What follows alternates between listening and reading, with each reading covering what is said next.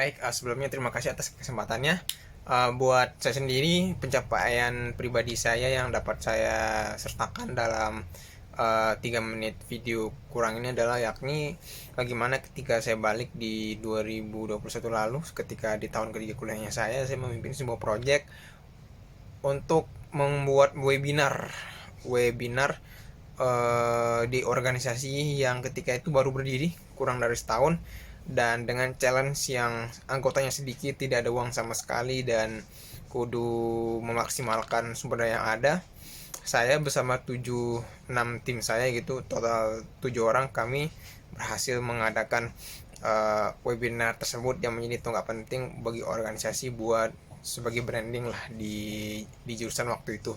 Tapi tidak semulus gitu. Bagaimana prosesnya, saya sempat bisa dibilang ada sedikit konflik, bukan berarti berkelahi tapi konflik dalam arti berpendapat dengan staff di bagian riset yang waktu itu dia menentang ide saya. Dia tidak setuju dengan ide saya hanya menggunakan 3 orang dari total 7 orang buat mensurvei 600, kurang lebih 300-400an orang di jurusan gitu. Akhirnya dengan prinsip negosiasi, dari pengalaman saya berhasil di mengadakan webinar dan juga ada sedikit konflik, saya belajar bahwa untuk memaksimalkan sumber yang sedikit itu perlu banyak perencanaan, banyak ide, dan juga berusaha mencari banyak inspirasi. Dan tentunya ketika bernegosiasi dengan orang itu perlu banget untuk mengetahui sudut pandang orang tersebut gitu.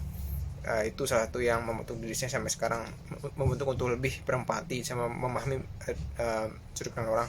Sedangkan yang kedua adalah ini yang secara hidup ya, dari hidup saya pribadi adalah bagaimana waktu saya mungkin balik ke hampir 8-9 tahun lalu ketika saya di SMA di tahun 2015an. Saya yang awalnya dari SD sampai SMP itu pendiam banget, nggak berani ketemu orang lain. Akhirnya saya pribadi memberanikan diri untuk lagi bergaul, tapi dengan tidak asal sporadis. Saya baca dulu teori-teori seputar bagaimana cara bergaul dan lain-lain dengan metodologi yang ada metodologinya lah, nggak sembarang pengen berubah. Dan akhirnya walaupun sangat pahit di awal, tapi akhirnya itu membuat saya lebih berani berkomunikasi, berani berbicara dengan orang lain sampai sekarang gitu.